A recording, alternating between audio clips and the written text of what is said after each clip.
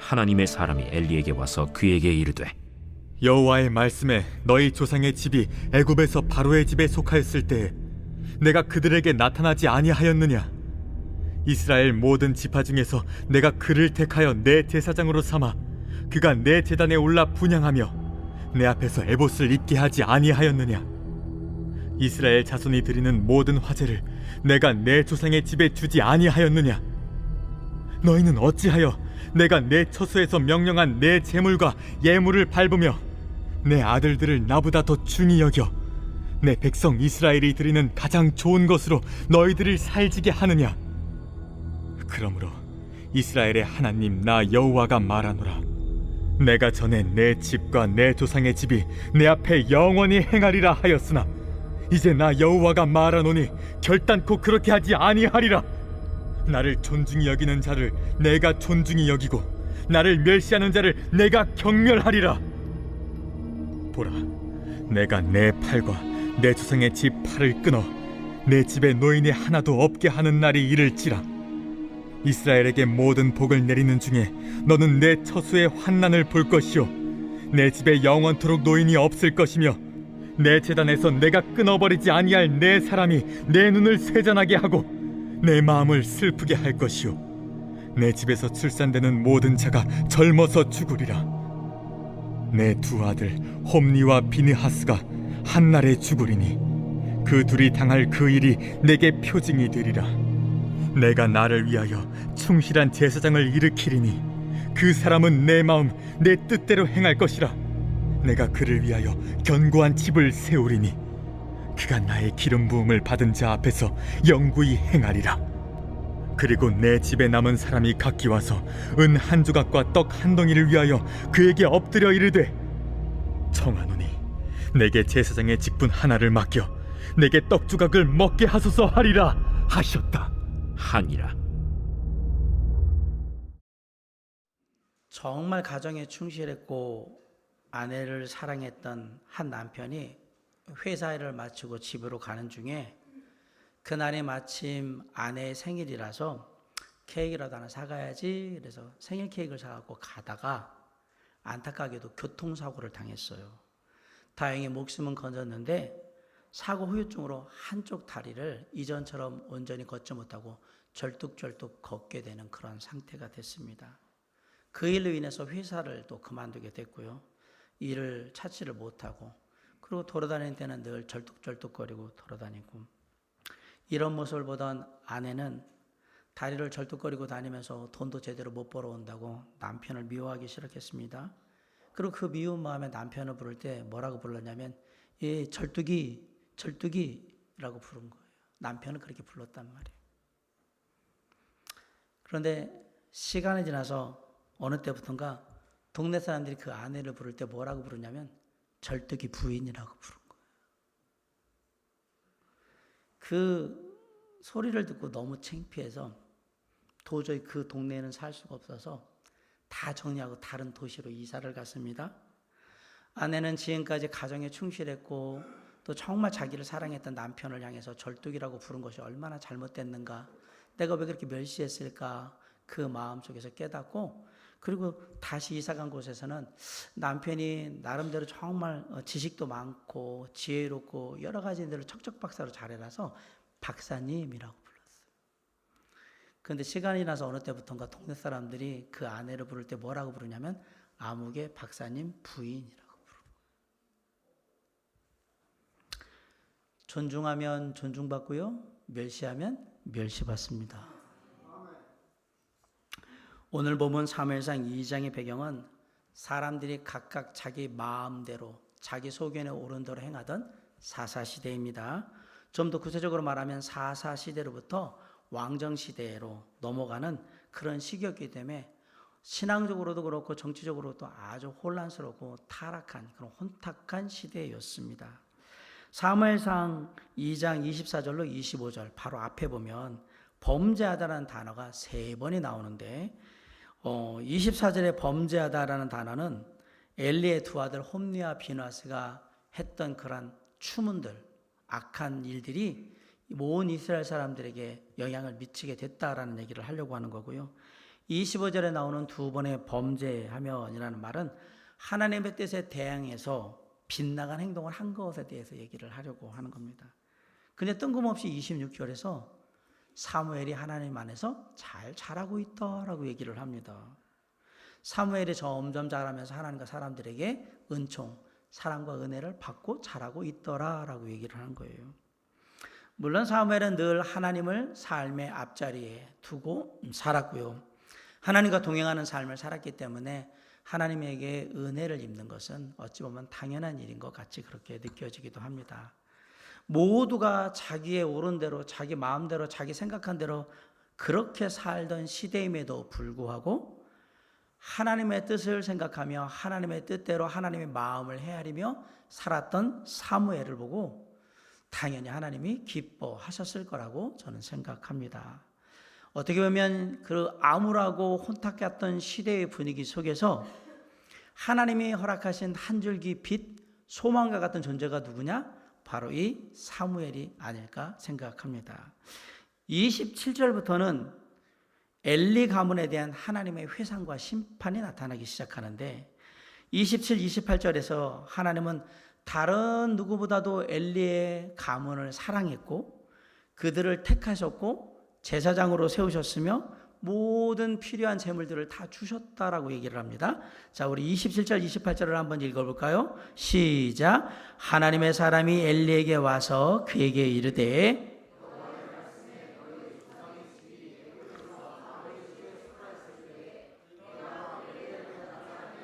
28절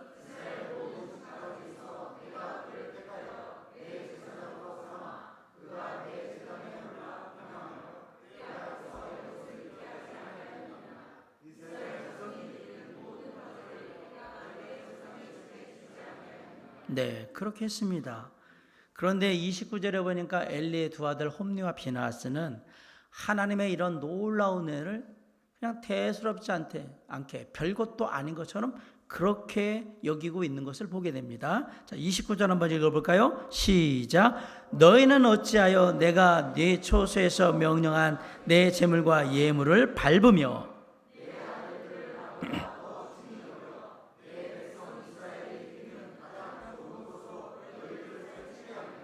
네, 이렇게 하자 결국 하나님께서는 엘리 집안과 맺었던 언약을 파기하게 된 거예요. 30절 다시입니다. 시작.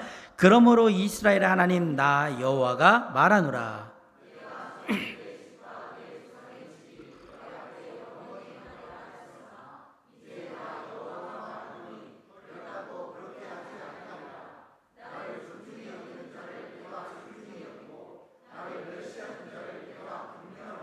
네, 하나님 뭐라고 얘기하냐면 하나님을 존중히 여기면 하나님도 우리를 존중히 여기고 하나님을 멸시하면 하나님도 우리를 경멸한다. 그러면서 하나님을 멸시하는 자들이 어떻게 심판을 받을 것인지에 대해서 얘기를 하는 게 31절부터 34절까지거든요. 다 같이 한번 31절부터 읽어보겠습니다. 시작. 보라, 내가 네 팔과 네 조상의 집 팔을 끊어 네 집에 노인이 하나도 없게 하는 날이 이를지라. 32절.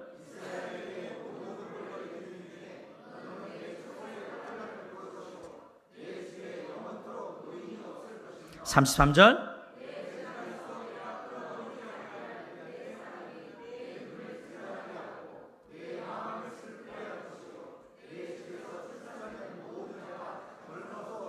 34절. 네 두 아들 홈리와 비나스가 한날에 죽으리니 그 둘이 당할 그 일이 네게 표징이 되리라. 자, 31절에서 뭐라고 했냐면 그들의 힘, 엘리와 엘리의 두 아들이 가졌던 힘, 권세를 다 꺾어버리겠다라고 얘기합니다. 내가 네 팔과 네 조상의 집 팔을 끊어버린다라고 얘기합니다. 모든 권위를 다, 직분을 다 박탈하고 사람들에게 어떤 영향도 미치지 못하도록 내가 그렇게 만들어버릴 거다라고 그랬어요. 이 말은 바꾸면 엘리의 두 아들 홈리와 비나스가 제사장이라는 권력을 이용해서 백성들의 것을 약탈하고 그리고 사람들을 괴롭혔잖아요. 아울러서 엘리는 대제사장이라는 그러한 직분, 권세를 이용해 가지고 아빠 찬스를 통해서 그들의 아들 홈리와 비느하스가 하나님 앞에 죄악을 범한 것에 대해서 분명히 지적하고 거기에 대한 징벌을 내려야 함에도 불구하고 그냥 아빠 찬스로 없던 일처럼 그냥 그렇게 넘어가려고 했단 말입니다. 그래서 어떻게 해요? 하나님이 이들이 갖고 있던 힘, 권세를 다 끊어버리겠다라고 말씀하신 거예요. 다음으로 31절, 32절, 33절에 보면 그들의 목숨이 길지 못할 거다라고 얘기를 합니다. 31절에 보면 네 집에 노인이 하나도 없게 하는 날이 이를지라.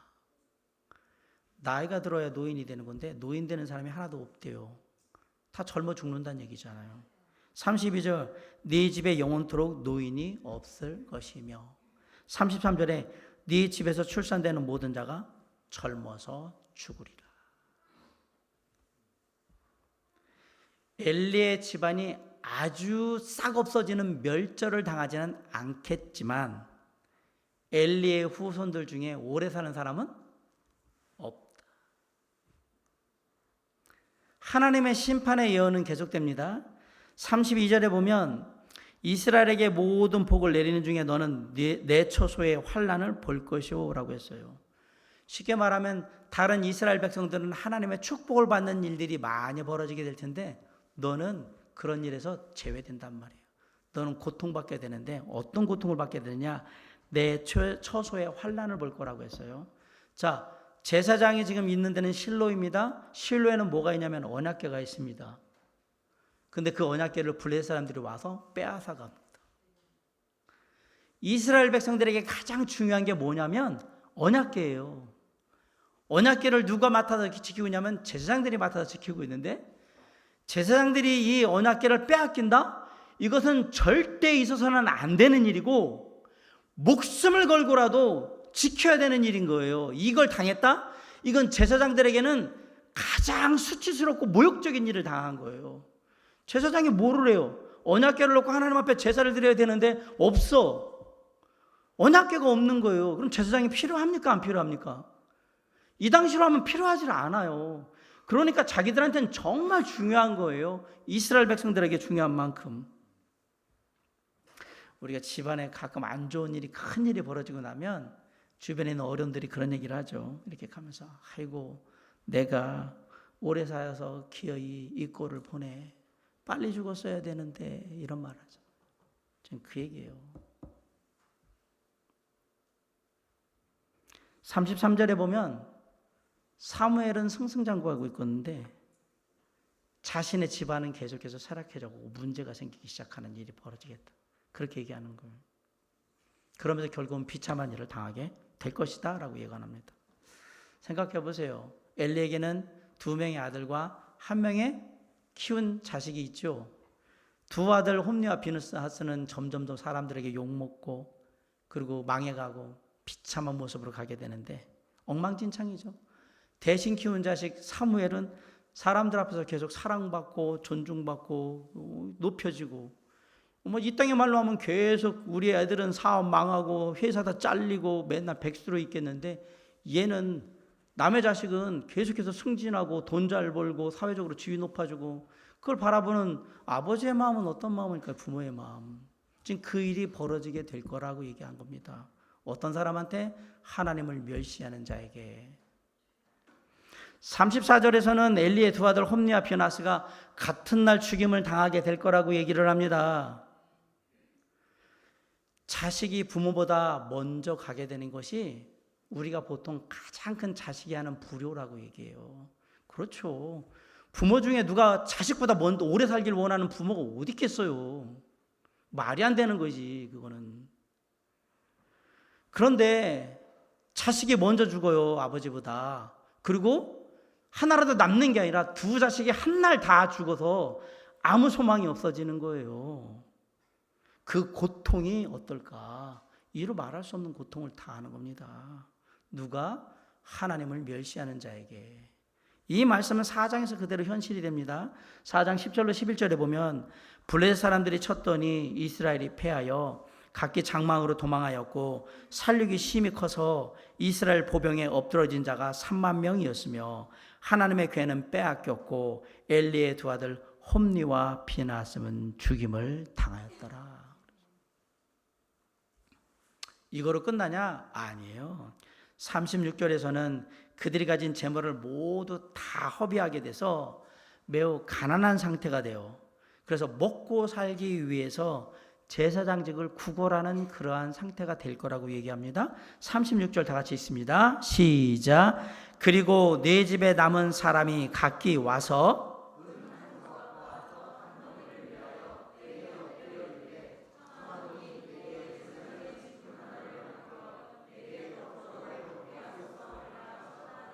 네. 지금까지 먹고 싶은 거 다 먹었습니다. 하고 싶은 거 다 했습니다. 사고 싶은 명품 다 사고 좋은 수입 외제차 다 타고 다녔습니다. 놀고 싶을 때 다 놀았어요. 가고 싶은 데 여행 다 갔어요. 그랬던 사람이 한순간에 알거지가 돼가지고 끼니 걱정을 하면서 여기저기 돌아다니게 된 거예요. 그런 처지가 된 거예요. 과연 마음이 어떨까요? 누구한테? 하나님을 멸시하는 자에게 그렇게 할 거라고.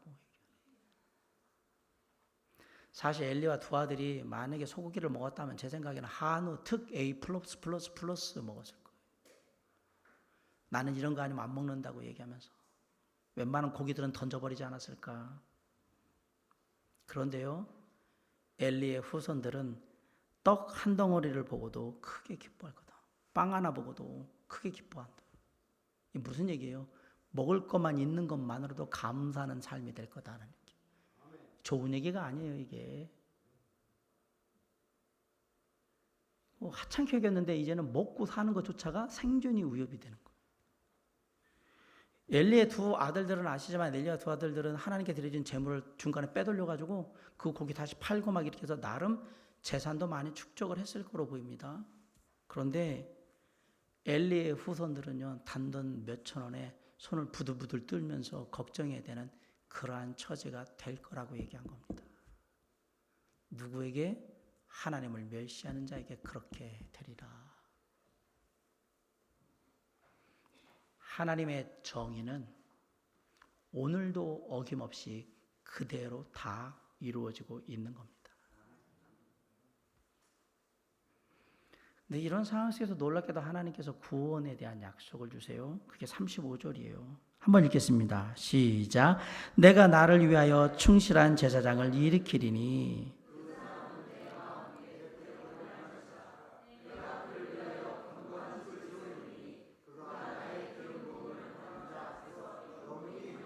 네, 하나님께서 당신의 마음과 뜻을 따라서 행할 수 있는 충실한 제사장을 새로 세우겠다라고 지금 말씀하신 거예요.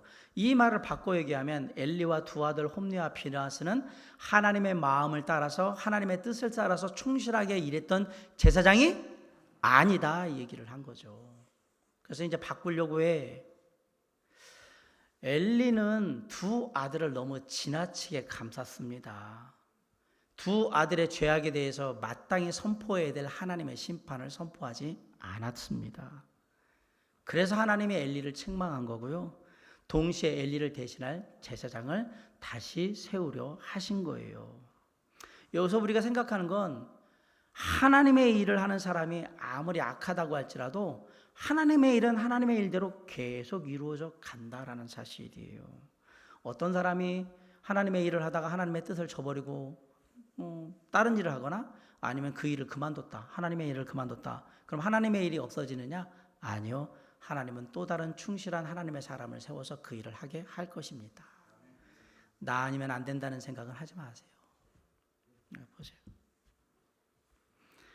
하나님의 일은 결코 할 사람이 없어서 그만두는, 그치게 되는, 땅에 떨어진 일은 없다. 하나님은 이 모든 이야기를 지금 누구에게 하고 있냐면 엘리 제사장에게 하고 있습니다. 하나님은 엘리 제사장이 이 말을 듣고 회개해서 돌이키기를 바라고 계신 거예요.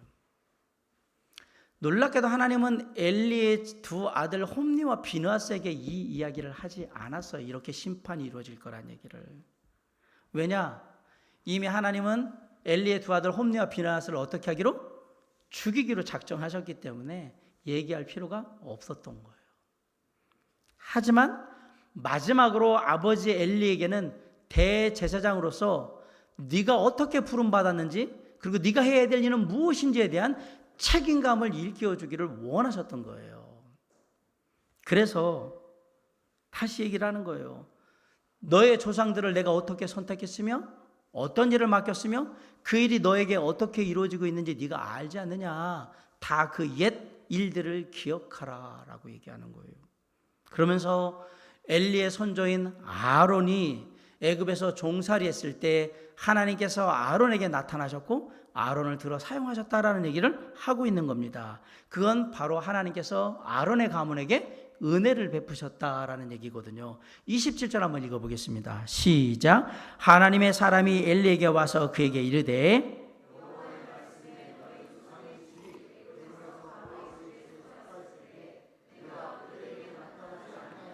네, 나타나셔서 하나님께서 아론을 제사장으로 삼으셨고 그리고 그의 후손들이 다 제사장직을 세습받을 수 있는 특별한 권위를 허락해 주시고 그러므로 말미암아 이스라엘의 다른 어떤 가문보다도 이 아론의 가문을 높이 그렇게 들어 사용하셨다라고 얘기를 한 거예요. 28절 다시 한번 읽습니다. 시작.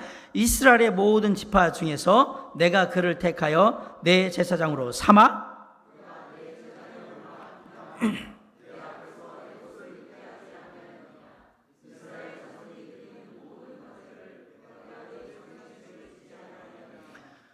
하나님께 예배드리는 제단에 올라가서 분향하는 영광스러운 일을 제사장이 하는 거예요. 대제사장은 성막에서 또한 하나님의 제사장으로서 에봇을 입고 모든 일을 치리합니다. 이스라엘 자손들이 드리는 백성들이 드리는 모든 화제는 제사가 끝난 다음에 다 누가 먹을 수 있는 거냐면 제사장이 먹을 수 있는 그런 특별한 권한도 다 주셨어요. 이 정도로 대우를 해줬으면 하나님께 정말로 계속해서 충성 봉사해도 모자라지 않을 판에 엘리와 두 아들은 그렇게 하지 않았다라고 얘기한 겁니다. 그러면서 하나님께서 엘리와 두 아들이 어떤 잘못을 범했는지를 하나하나 속속히 얘기를 해주고 계세요. 엘리의 두 아들 홈니와 비나스는 악을 행했습니다. 아버지 엘리는 이를 알고 있었습니다. 그런데 아무런 조치를 취하지 않고 은폐하고 그냥 넘어가려고 했습니다. 결과적으로 아버지 엘리 또한 두 아들 홈니와 비나스의 범죄에 공동 정범으로 동참하게 된 거예요. 범죄를 알고도 놔뒀잖아요. 홈니와 비나스는 어떤 죄를 범했느냐? 하나님의 성전에 있는 모든 기물들에는 여호와께 성결이라고 글씨가 써 있어요. 모든 기물들에. 그러면 그 고기를 끓이거나 할 때 쓰는 솥이 있는데 그 가마솥에도 여호와께 성결이라고 적혀 있어요. 거기서 뭘 꺼내냐면 고기를 막 꺼내버린 거예요. 하나님께 제사 드리지 않은 고기들을. 거기다가 하나님께서 고기를 태울 때는 기름을 태워서 그 기름이 먼저 올라가면 하나님께서 흠향하게 하도록 하라라는 게 율법의 제사의 규정이거든요. 그런데 그 기름도 어떤 때는 빼돌리고 막 그런 거예요.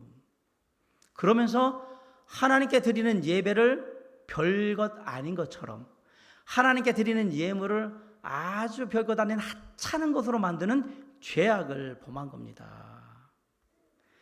이 사실을 아버지 엘리는 다 알고 있었음에도 불구하고 두 아들의 오만함과 불신앙을 전혀 책망하지 않았고 오히려 그들의 죄악을 덮어주려 했다라는 사실이에요.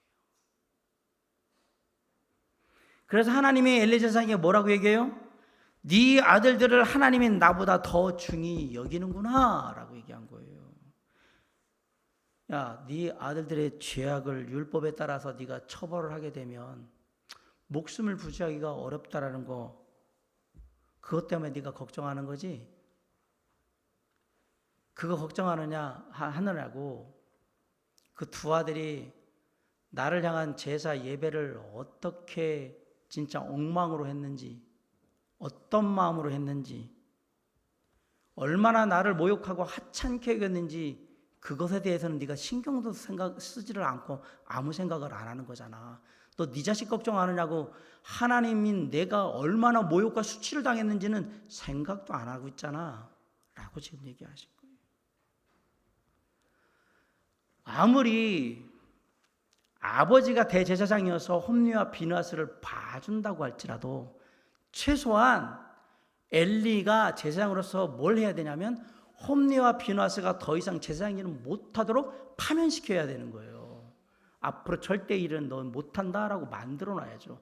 죽이진 않더라도 최소한 그 일은 했어야 한단 말입니다.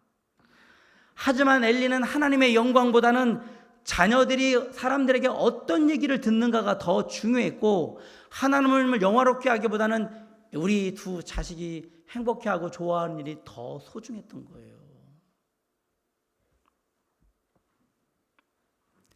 하나님 보시기에 엘리의 가정, 엘리의 집안의 이런 모습은 어떤 모습일까요? 더 이상 두고 볼 수가 없으니까 하나님이 너희가 제사장의 집안으로 가지고 있던 모든 것들을 다 박탈하겠다라고 얘기하신 거예요. 그게 30절이에요. 다시 한번 있습니다. 시작. 그러므로 이스라엘 하나님 나 여호와가 말하노라.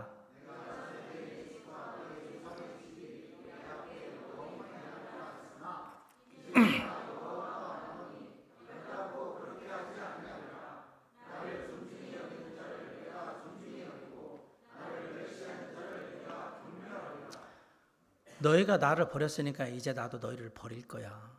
너희가 내 앞에서 진짜 별의별 하찮은 짓을 하면서 모욕하고 수치를 줬으니 나도 이제 너희들을 모욕하고 수치를 줄 거다. 그 얘기하신 거예요. 이제 끝났어, 너희하고는. 사랑하는 성도 여러분, 이런 하나님의 원칙은 지금도 우리에게 동일하게 작용합니다. 하나님을 존중하면 하나님이 우리를 존중히 여기실 거고요. 하나님을 멸시하면 하나님이 우리를 경멸하실 겁니다.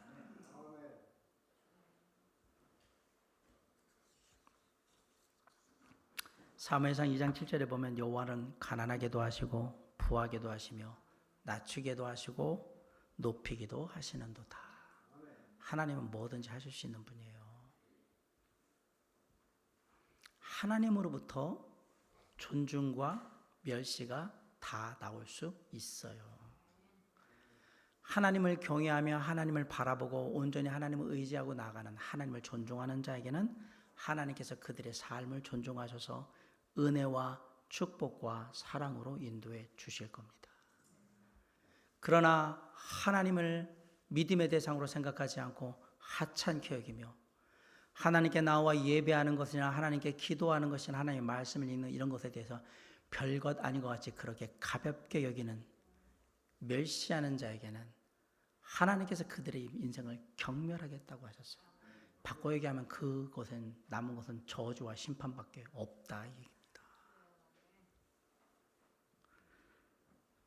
우리는 애굽을 나와서 가나안 땅에 들어가려고 했던 이스라엘 백성들이 어떤 심판을 받았는지를 잘 기억하셔야 돼요. 민수기 14장 23절에 보면 이렇게 기록되어 있어요. 내가 그들의 조상들에게 맹세한 땅을 결단코 보지 못할 것이요 또 나를 멸시하는 사람은 한 사람도 그것을 보지 못하리라. 하나님을 멸시하는 자는 단 한 사람도 약속의 땅 가나안에 들어가지 못한다. 하나님을 멸시하는 자는 스스로 멸시함을 당하게 될 것입니다. 하나님을 멸시하는 자들은 자신이 자랑하던 명예와 부가 어느 날 먼지와 티끌이 되는 것을 보게 될 것입니다. 하나님을 멸시하는 자가 그 이름을 드높였을 때 어느 날 그 이름이 땅에 떨어지는 것을 경험하게 될 것입니다. 그래서 우리는 하나님을 존중히 여기는 삶을 살아야 하는 겁니다. 시편 91편 14절에 하나님이 이르시되 그가 나를 사랑한즉 내가 그를 건지리라. 그가 내 이름을 안즉 내가 그를 높이리라. 하나님이 하나님을 존중하는 사람을 사랑하고 그들을 높이며 보호하신다라고 말씀하시잖아요. 우리가 오늘 잊지 말아야 될 게 하나 있어요. 엘리는 이스라엘의 사사로서 이스라엘의 대제사장으로 무려 40년 동안이나 이스라엘 백성들을 이끌었던 사람이에요. 엘리가 지난주에 교회 온 사람이 아니에요. 신앙생활한 지 1년 된 그런 초짜 신앙인이 아니에요. 하나님을 섬기는데 특별히 대제사장 사사로 40년을 하나님을 섬긴 사람이에요. 이 말을 바꿔 얘기하면 무엇이 하나님을 존중하는 것이고 무엇이 하나님을 멸시하는 것인지 누구보다도 잘 아는 사람이 누구란 말이에요? 엘리예요, 엘리.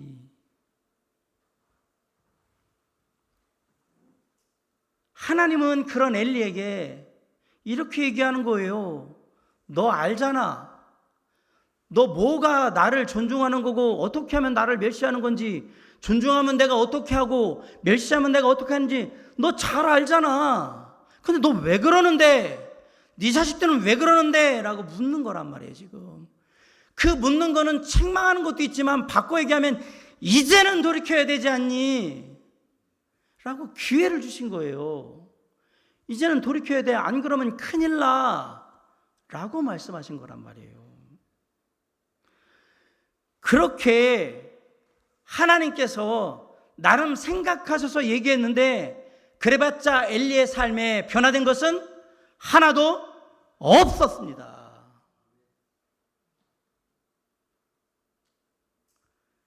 제가 여기서 오늘 마음을 다해 이렇게 외쳤는데도 불구하고 아무것도 안 변한다면 엘리 꼴이 되는 거죠. 뭐가 되겠습니까? 이 집안 꼴이 되는 거예요. 사랑하는 성도 여러분, 혹시라도 저와 여러분 그리고 저와 여러분의 가정이 엘리의 집안처럼 하나님과 하나님의 몸된 교회와 하나님을 향한 예배와 이런 것들을 가볍게 여기고 하찮게 여기고 멸시하고 있지는 않습니까? 머지 않았습니다. 하나님이 심판하실 겁니다. 오늘 엘리 가운데 보여주잖아요.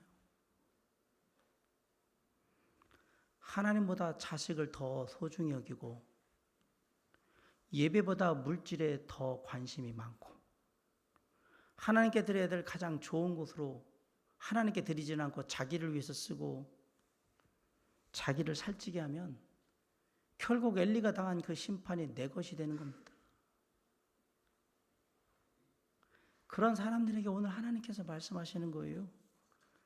나를 존중히 여기는 자는 내가 존중히 여기고 나를 멸시하는 자는 내가 경멸하리라. 엘리의 집안이 그랬던 것처럼, 가룟 유다가 그랬던 것처럼, 아나니아와 삽비라가 그랬던 것처럼 겉으로는 주님을 섬기고 주님의 일을 한다고 주님 뜻대로 한다고 그렇게 하면서 사실은 자기 배를 불리고 자기 욕심 채우고 자기 것만 먼저 찾는 그러한 사람들, 그 사람들이 하나님을 멸시하는 사람들입니다. 이들은 성도를 실족하게 만들 것이고요, 이들은 주변의 사람들을 범죄하게 만들 것입니다. 남은 것은 엘리의 집안처럼 하나님의 심판만 남아있는 겁니다. 마땅히 우리는 하나님의 자녀로서 주님 안에서 주님과 함께 주님의 이름으로 살아나가야 되죠. 하나님을 알지 못하고 하나님께 드리는 제사나 예배를 멸시하던 불신앙과 죄악은 한 집안에 어마어마한 결과를 낳았던 거예요. 영원히 세습될 수 있었던 제사장의 직분을 빼앗겨버리고 먹고 사는 문제가 한 번에 알거지가 돼버리고 사람들한테 존경받았다가 한순간에 다 비난받고 조롱받고 멸시받는 존재가 되고 왜 그랬을까? 하나님을 멸시했기 때문에. 하나님의 말씀을 무시했기 때문에. 근데 감사하게도 그게 끝이 아니에요. 왜 끝이 아니냐? 너희들은 그렇게 끝나겠지만 이스라엘에는 희망이 있을 거라고 얘기한 겁니다. 그 희망이 뭐예요? 사무엘과 같은 하나님의 마음과 뜻을 행하는 사람을 내가 세워서 이스라엘 백성들을 보호하겠다라고 얘기하신 거예요. 마찬가지예요. 하나님은 죄와 허물 가운데 빠져서 어찌할 바 모르는 우리를 불쌍히 여기셔서, 우리의 인생을 불쌍히 여기셔서 우리가 영원토록 의지하고 함께 할 수 있는 분으로 충실한 대제사장, 그리고 충성된 대제사장, 그리고 영원히 함께 하시는 대제사장을 허락하셨는데 그분이 바로 예수 그리스도이십니다. 한 곳엔 심판이 있는데 한 곳에는 구원이 있는 거예요.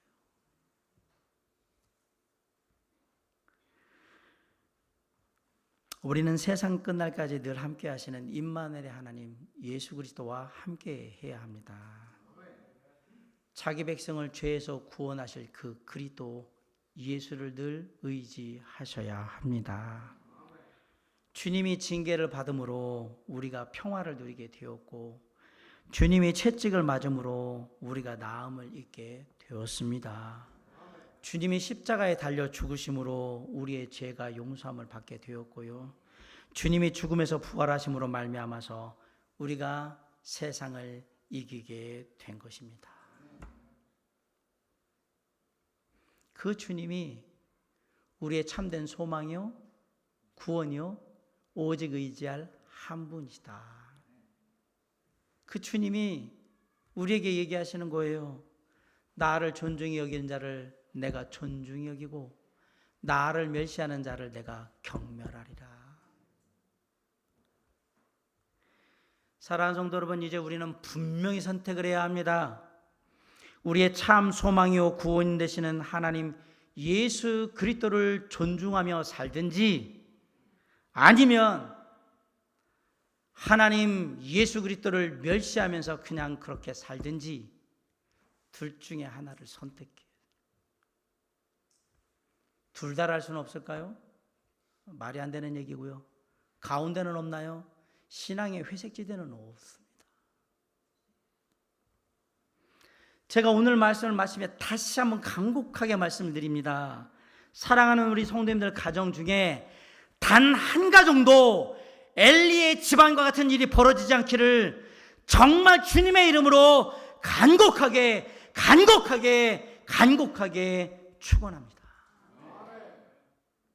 우리의 가정들은 하나님을 존중했던, 그러므로 하나님의 은혜와 사랑과 축복이 넘쳤던 한나와 사무엘의 가정의 모습이 되어야 합니다. 그래서 엘리의 가정처럼 그 다 자손들이 끊기는 게 아니라 한나와 사무엘의 가정처럼 자손 만대에 이르기까지 하나님의 은혜와 축복과 선하심이 역사하는 아름다운 믿음의 가정, 은혜로운 하나님의 가정으로 저와 여러분의 가정이 새롭게 다시 세워질 수 있기를 간절히 바라고, 오늘 우리의 그 영적인 다짐이 우리의 가정을 살리고 나를 살리는 하나님 앞에서의 귀한 은혜의 다짐이 될 수 있도록 주님께서 함께 하시기를 주님의 이름으로 간절히 축원합니다. 기도하시겠습니다.